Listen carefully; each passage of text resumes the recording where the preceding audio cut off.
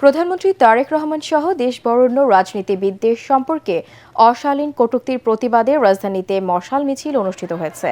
ঢাকা ৬ আসনের সংসদ সদস্য ও মুক্তিযুদ্ধ বিষয়ক প্রতিমন্ত্রী ইশরাক হোসেনের নেতৃত্বে ইংলিশ রোডের মালিটোলা পার্ক থেকে মিছিলটি শুরু হয়ে 0 পয়েন্ট প্রদক্ষিণ করে নয়াপল্টনস্থ মহানগর বিএনপি কার্যালয়ের সামনে গিয়ে শেষ হয়।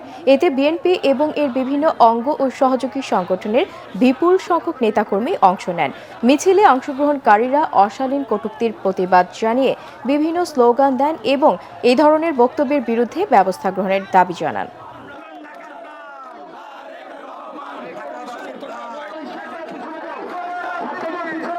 আমরা আজকে সমবেত হয়েছি শুধু এই কথাটি জনগণকে এবং আমাদের বিরুদ্ধে আমাদের প্রাণপ্রিয় নেতা আজকের মাননীয় প্রধানমন্ত্রী দেশনায়ক জনাব তারেক রহমানের বিরুদ্ধে যারা কুৎসিত, অশালীন, অশ্রাব্য এবং অরাজনৈতিক রাজনৈতিক শিষ্টাচার বহির্ভূত বক্তব্য দিচ্ছেন, প্লিজ শুধু তাদেরকে এই কথাটি মনে করিয়ে দেওয়ার জন্য হতে পারে আমরা জনগণের ভোটে নির্বাচিত হয়ে সরকার গঠন করেছে, কিন্তু আমরা রাজনীতি ভুলে যাই নাই, আমরা রাজপথের সংগ্রাম ভুলে যাই নাই, আমরা আমাদের আত্মমর্যাদা নিয়ে বাংলাদেশের মাটিতে রাজনীতি করার গণতান্ত্রিক অধিকার আমাদের যেরকম রয়েছে অন্যেরও রয়েছে, সেই কথাটা ভুলে যাই নাই।